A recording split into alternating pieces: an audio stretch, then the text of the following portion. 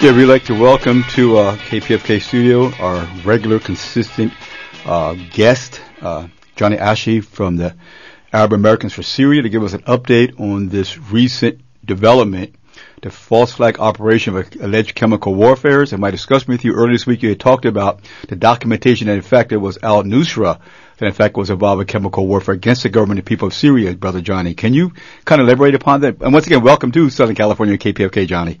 Thank you so much for having me again, Don. It's always a pleasure being on your show. Yes, there is a very hot topic, and I hope we have enough time to cover all the bases. It's really important to understand the facts and also to draw a parallelism between 9/11 and the Boston incident and going into Iraq at the time and trying to go into Syria today. Our government seems to have no respect for the American people's minds. They either think that we're either dumb or that we have very short-term memory. The United States seems every time they want to go into a country or starting a new invasion in certain areas, they have to find a compelling reason. Not necessarily compelling evidence, just a compelling reason. And what's a bigger compelling reason than terrorism at home? We will talk about the evidence of the chemical war, like you said, used by the rebels against the Syrian government and not the other way around. But we're just going to talk right now about why today they brought up this. If we go back to 9/11, we used 9/11 to go into Iraq. And I'm going to quote the Supreme Allied Commander at the time, General Wesley Clark, who actually commanded the Operation Allied Force in Kosovo. He went to the Pentagon and right after 9/11, and he met with Rumsfeld at the time, and he was told that we're going into Iraq. And Wesley Clark said, why? Has there been any connection between Saddam Hussein and Al-Qaeda? They go, no, nothing new that way. They go, so why? They said, we don't know what to do about terrorism, but we've got a good military, and we can take down some governments. He went back 2 months later. They had already been bombing Afghanistan at the time. And he said, are we still going to attack Iraq? They said, oh, it's worse. We're going to attack 7 countries in the next 5 years. And they pulled the memo out, and he read to them Iraq, then Syria, then Lebanon, then Libya, Somalia, Sudan, and finishing off with Iran.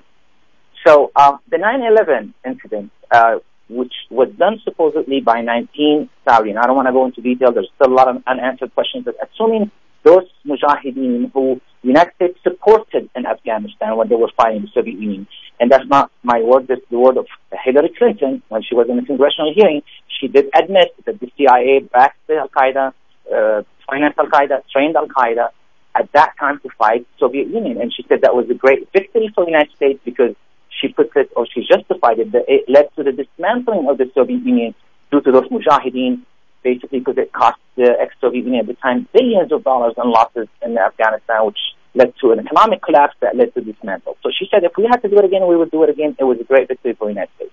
So somebody switched sides. Either the CIA switched side on Al-Qaeda or Al-Qaeda switched side on the CIA. We're not going to go into that conspiracy theory. Just needs another day for that. But the point is, when the United States switched sides, we've seen it do it before. They did it in Kosovo. The KLA, the Kosovo Liberation Army, were first terrorists. Then they became freedom fighters. Then they became terrorists again. Al-Qaeda, Al-Mujahideen, they were our best friends, freedom fighters. Then they became terrorists again. Now we go to the Chechnya. What happened just in Boston recently? Now, the Chechnya had been a hotbed for Islamic extremism for the last 15 years. The United States knows about it. But the Chechens were our Mujahideen, our freedom fighters. They were heroic people fighting Russia, the oppressor, not recognizing the right for independence, like they did in Dagestan, next door to Chechnya. So suddenly today, we move from freedom fighters, our friends, our operatives, that we've been arming them and supporting them, to terrorists. That there's a lot of radicalization going on. They're working with Al-Qaeda, and now they're no longer our friends, they're our enemies. So the United States had done that consistently, freedom fighters, terrorists, freedom fighters again. So now what's the connection? The connection is when we happened 9/11, we start talking about weapons of mass destruction in Iraq.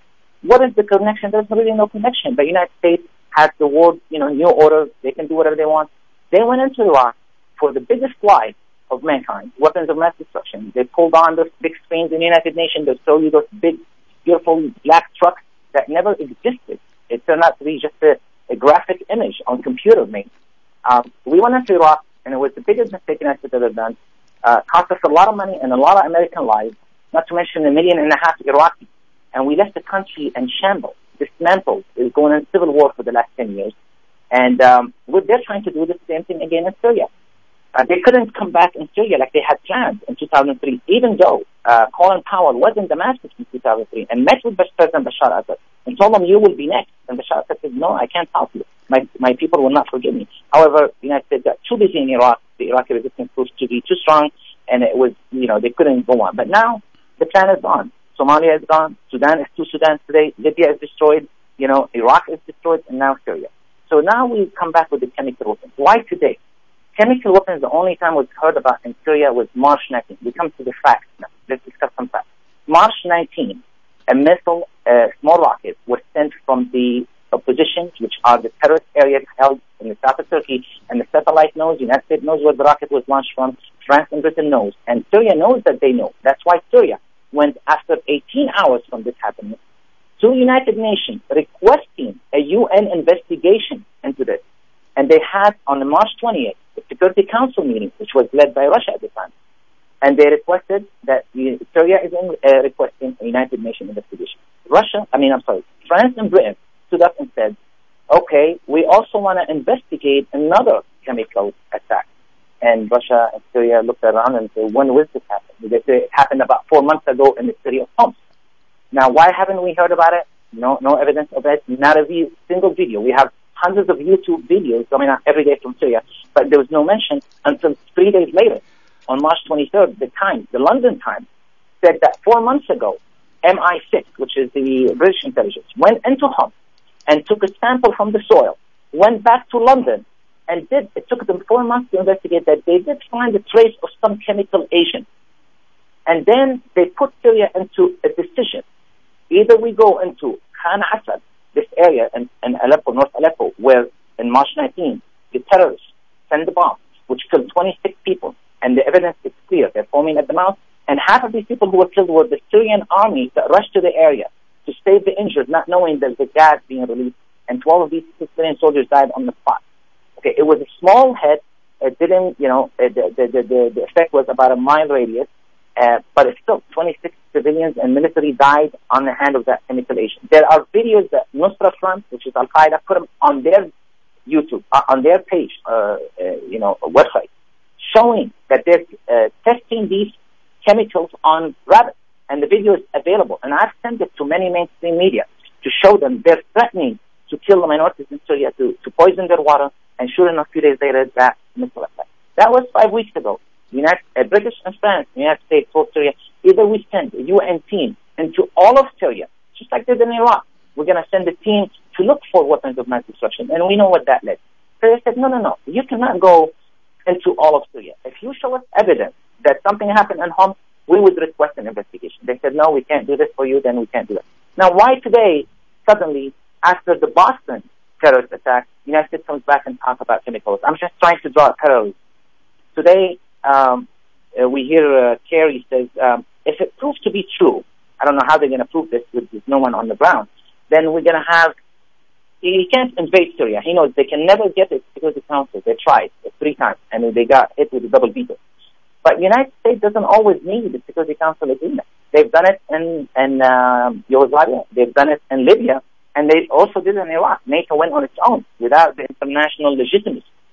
So they can do it in Syria, but I don't think they will do it. However, they're talking about no-fly zone now, maybe put some Patriot missiles up there, or further militarizing the opponent. So they're using this excuse of chemical weapons, and the fact shows that the only chemical weapons used is by the opposition, the same terrorists, the same Chechens and Afghans that we have thousands of them. Al-Akhdar al-Ibrahimi talked at the UN meeting last week of 40,000 foreign fighters in Syria. That's by Al-Akhdar al-Ibrahimi, and we in Syria believe it's double that amount.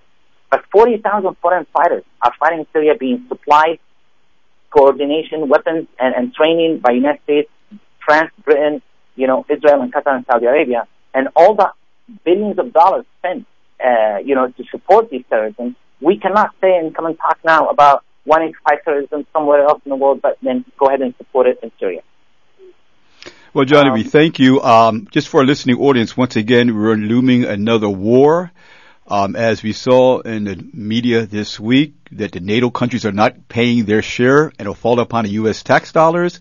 both in Iraq and Afghanistan. $6 trillion of your labor, my labor, our tax dollars went to finance the military-industrial complex, making super profits off the war in Iraq and Afghanistan as a living condition that all social variables continue to decline.